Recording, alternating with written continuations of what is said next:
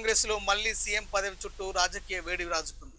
ఒకవైపు ప్రస్తుత ముఖ్యమంత్రి సిద్ధరామయ్య తన ఆధిపత్యాన్ని కొనసాగించాలని చూస్తుండగా, మరోవైపు ఉప ముఖ్యమంత్రి డీకే శివకుమార్ వర్గం మాత్రం ఇప్పుడైనా అవకాశం ఇవ్వాలని పట్టుదలతో ఉందని పార్టీ వర్గాల్లో చర్చ నడుస్తుంది.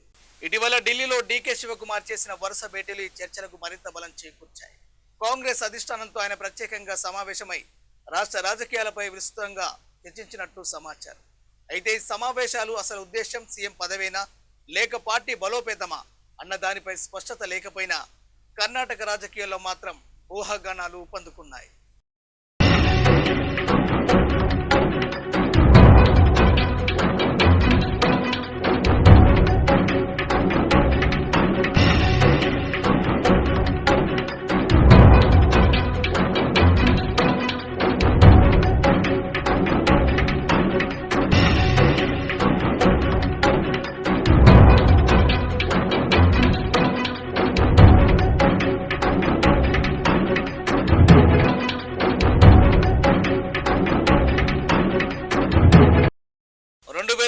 అసెంబ్లీ ఎన్నికల సమయంలోనే సీఎం పదవిపై సిద్ధరామయ్య డీకే శివకుమార్ మధ్య సైలెంట్ అగ్రిమెంట్ జరిగిందన్న ప్రచారం అప్పట్లో బలంగా వినిపించింది.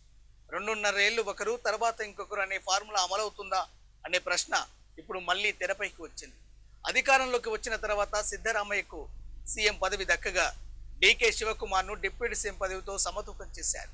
కానీ కాలం గడుస్తుండటంతో డీకే వర్గం అసంతృప్తి పెరుగుతుందన్న టాక్ వినిపిస్తుంది.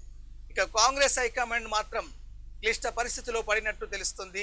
ఒకరిని సంతృప్తి పరిస్తే మరొక వర్గ అసహనం వ్యక్తం చేసే అవకాశం ఉండడంతో అధిష్టానం జాగ్రత్తలు అడుగులు వేస్తుందని రాజకీయ విశ్లేషకులు చెబుతున్నారు.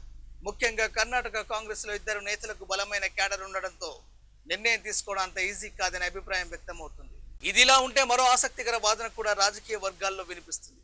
సిద్ధరామయ్యను జాతీయ రాజకీయాల్లోకి తీసుకొచ్చే ఆలోచన కాంగ్రెస్ అధిష్టానంలో ఉందని ప్రచారం జోరుగా సాగుతుంది. దక్షిణాదిలో బలమైన ఓబీసీ నాయకుడిగా ఆయనకున్న గుర్తింపును దేశవ్యాప్తంగా వినియోగించుకోవాలని కాంగ్రెస్ భావిస్తుందని అంటున్నారు.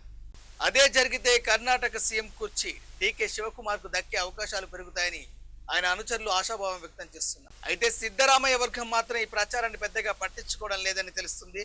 పూర్తి కాలం సిద్ధరామయ్య సీఎం అన్న సందేశాన్ని బలంగా పంపించే ప్రయత్నం జరుగుతుంది. మరోవైపు డీకే శివకుమార్ మాత్రం బహిరంగంగా ఎక్కడ అసహనం వ్యక్తం చేయకపోయినా తన రాజకీయ సమయాన్ని జాగ్రత్తగా లెక్కిస్తున్నారని అంటున్నారు. మొత్తానికి కర్ణాటక కాంగ్రెస్ లో సీఎం కుర్చీ చుట్టూ మళ్లీ రాజకీయ తుఫాన్ మొదలైంది. హైకమాండ్ ఎలాంటి నిర్ణయం తీసుకుంటుంది?